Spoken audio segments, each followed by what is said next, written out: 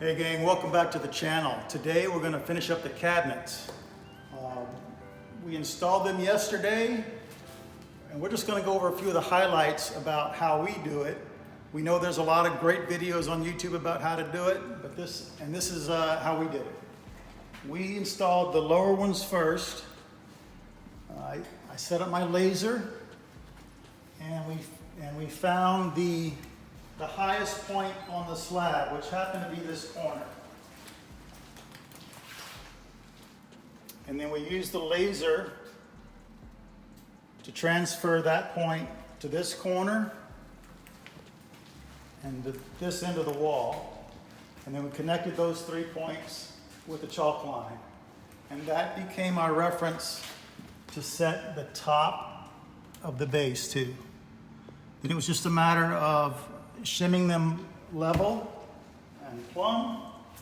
And then what we also had done the day before, well, before sheetrock, I took pictures of each wall. So this is that wall right there. And then you can see all the blocking we installed up top for the uppers. And we installed blocking down here for the lowers. And it's so nice just to be able to put a screw wherever you want one, and you know there's going to be blocking there. It's well worth the time.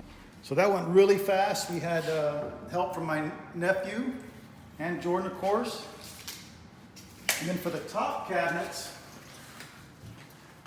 we established the height of them. Same process with a level line. We attached this ledger to the wall, and then we were just able to set the upper cabinets on here, get them plumb with shims, and screw them into our blocking at the top. These went really fast. And then of course they're also screwed to each other through the stiles. So the screws we used, these are GRK cabinet screws, and they're actually white. Pretty cool. So they kind of go away. And then these, they also make these trim head screws, and we use those to connect the stiles together. Right here. This is a stile. This is a rail. So we got the cabinets hung up.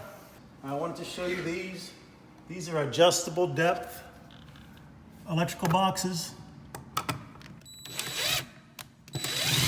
See that? So no matter what thickness the tile ends up being, we can run this box in or out so that it's flush with the tile. So before we set our base cabinets, we flipped them upside down and we put a piece of our finished laminate wood flooring on the bottom. We just stapled it to here. You can see it's running front to back. See, here's a piece here. Here's a piece here. Then you can see our shims underneath that we used to get it level. And so the reason we did this is so that when we put our finished floor in, the distance between our finished floor and here is 34.5, which is what a dishwasher needs. Now with a dishwasher you have a little bit more adjustability, but over here for the range, we want it to be perfect, so we raise the cabinets up by the thickness of the finished floor. And then over here, our farm sink base, we had to build this. That's a piece of 3/4, a piece of 1/2, and a piece of 3/4, and another piece of 3/4, so that the top of the farm sink, see that it's just a little higher than the sub top, which is what I wanted. And then what this also does for us, it allows me some backing to put this trim there. So I've got a whole sheet of this. I'll cut a piece to fill in right here. Can nail right to there. And then this serves two functions. It's going to allow me to fill in right there, nail it into there. And then it supports my sub top, because as it spans the dishwasher, it didn't have any support. So that's what that is.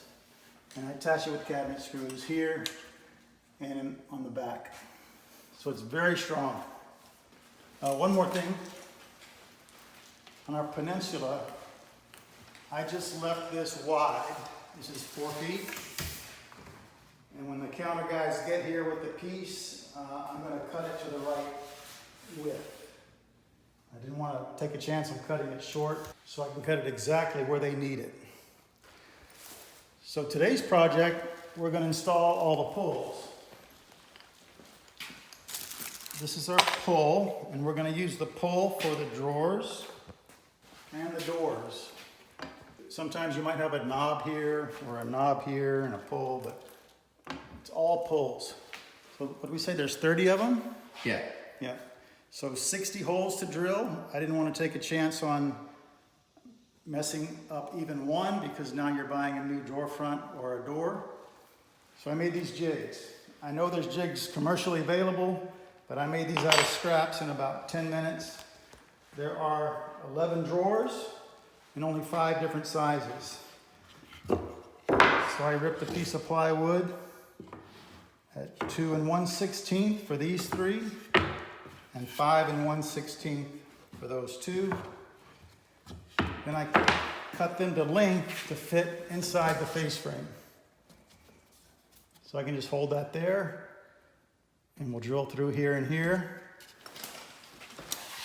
just like that. And then this is for these 4.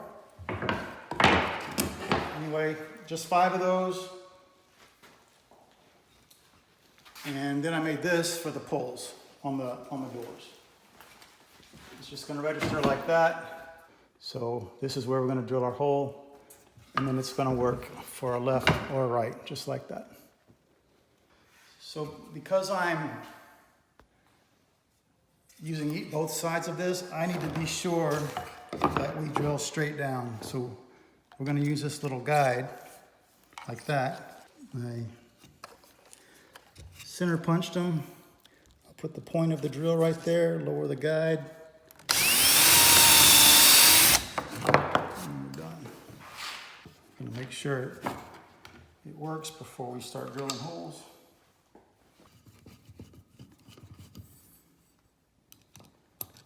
Perfect. Nice. So we know that'll work. Now let's drill these 10 real quick and we'll get right back to you.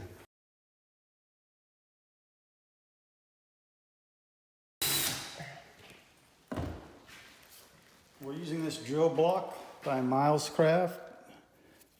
It also has a V-groove on the bottom, so you can drill dowels or even a piece of pipe, and you could even drill in the corner of something if you wanted to. Yeah, that'd be nice. Yep. The other thing I did on these, I put an arrow up. These are perfectly centered, but it's just how I do things, keeps everything the same. Yeah, just in case there's an imperfection. Just in case. If you're gonna do something wrong, you want to do it wrong consistently. Yeah. And then the other thing we want to do, we want to back up our drill bit. So I'll hold everything in place. Jordan will drill through, and then we'll put a handle on.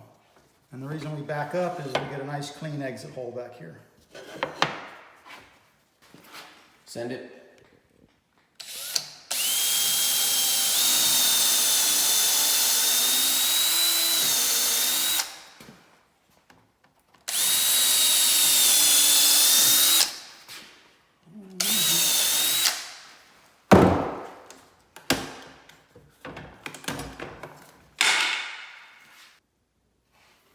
A nice clean exit hole instead of all blown out.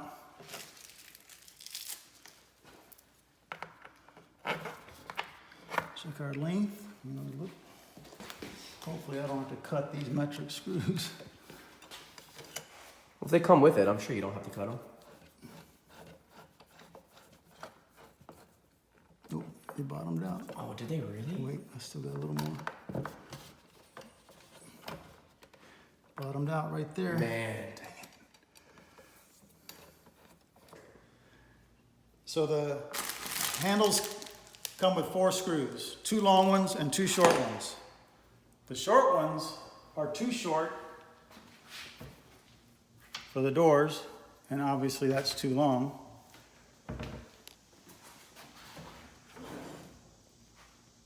And the long ones are too long for the drawers. So let's run down to the hardware store and see if we can get some of these. Hey gang, we're here at the hardware store. Let's go inside and see if they have what we need. Down here. So, right here, here's metric checker for, is that a number 4? Yep. All right.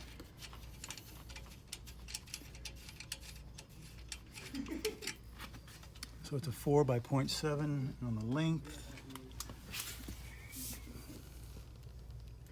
Yeah, I said that was 40, so that's 40, so we need like 35. Okay. Let's see, 4. 4 by 35. Boy. Hey, we just got out of the hardware store. They didn't have 60 of these screws, so we just got a couple, and we're gonna go back to the house and test them. Hey, we're back from the hardware store. The 30 millimeter screws that we bought were perfect for the door hardware, but they're too short for the drawer handle, just because we have extra thickness.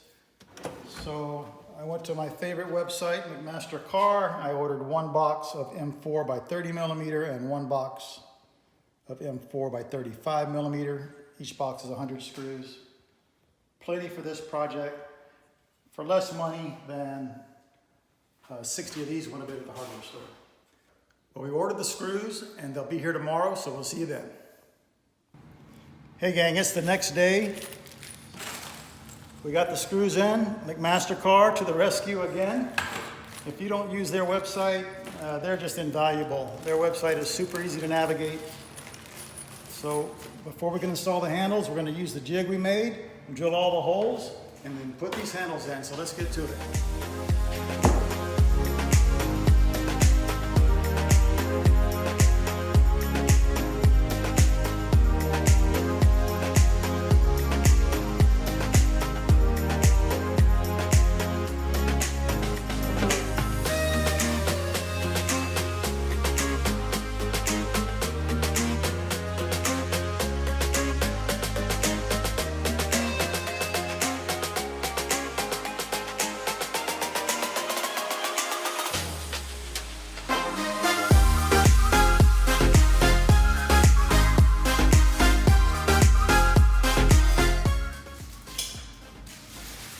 Hey, we just drilled 60 holes in like 5 minutes with the jigs we made yesterday. So now all we have to do is install the handles with our new screws. So let's get to it.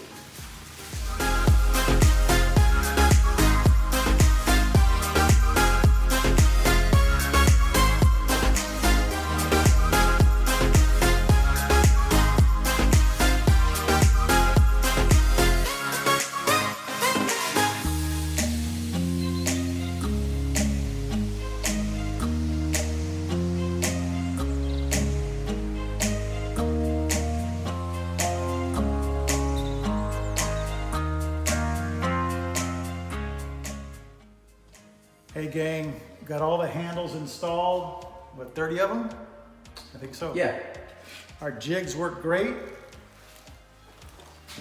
We always back up the jig with a piece of plywood. That way we get a nice clean exit on the back. We don't blow it out. Yeah, we had no blowout. Yep. So that was great. We hope you enjoyed the video. Hope you learned something. If there's something you do a little different, let us know in the comments below. We really appreciate hearing from people around the country how they do things. Cabinet pulls can really go wrong and they can really go right. So we're really happy with these. Be sure to like, share, and subscribe, and we'll see you on the next one. See you in the next one. All right.